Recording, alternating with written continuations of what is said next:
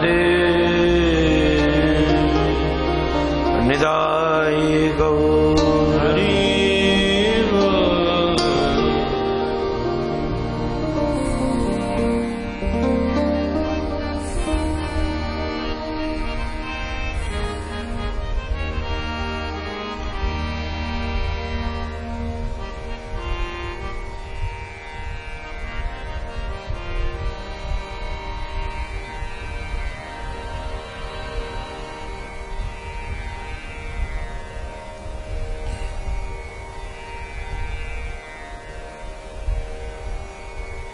विगत 5 दिनों से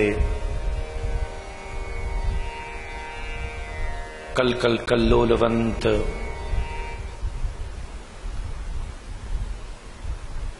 प्रवाहित हो रही भगवत गीता की ये अति दिव्य चिंतन धारा भगवान की कृपा से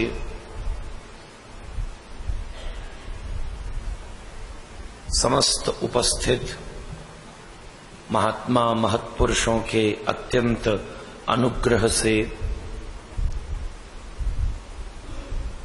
संपूर्ण वैष्णव और साधकों की दिव्य रुचि से आज अपने विश्राम दिवस पर समुपस्थित हो चुकी है।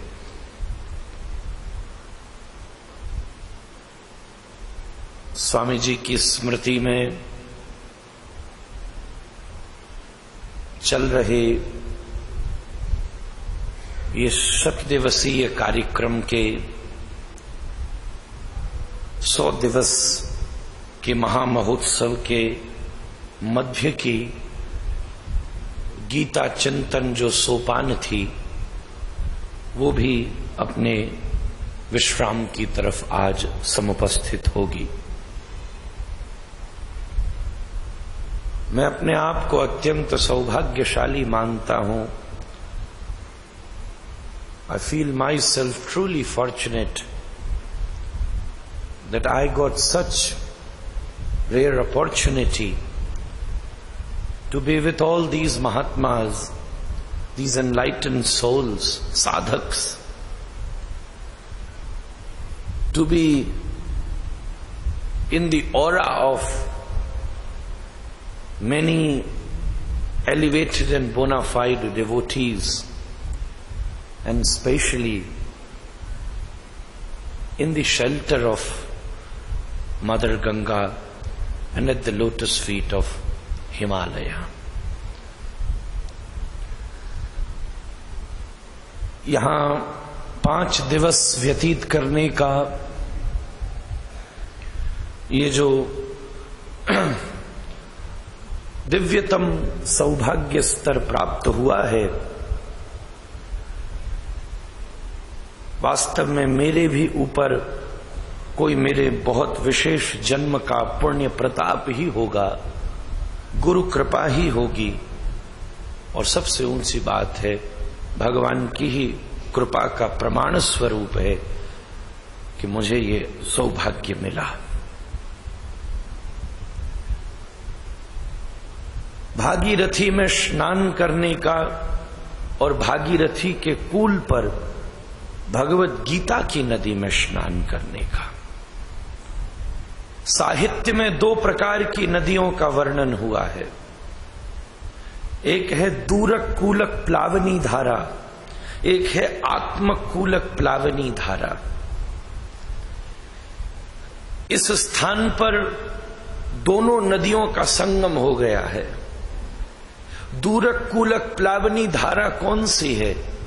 भागीरथी, कालिंदी, कावेरी, गोमती, व्यास, नर्मदा, चिनार, झेलम, रावी, तृष्णा, अलकनंदा, मंदाकिनी, ये दूरक कूलक प्लावनी धारा है। इनमें स्नान करने के लिए दूर जाना पड़ता है, लंबी यात्रा करनी पड़ती है, स्नान में मर्यादा का अनुपालन करना पड़ता है, घाट पर सावधानी से उतरना पड़ता है, जंजीरों को पकड़ना पड़ता है।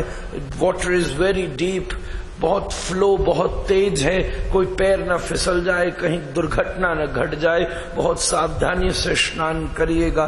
इन नदियों में नहाने की एक विशेष मर्यादा है, पात्रता है, समय है, संयम है, नियोजन है, आयोजन है। पर एक और नदी है, ये दूर के किनारे से बहती है, वो आत्मा के किनारे से बहती है।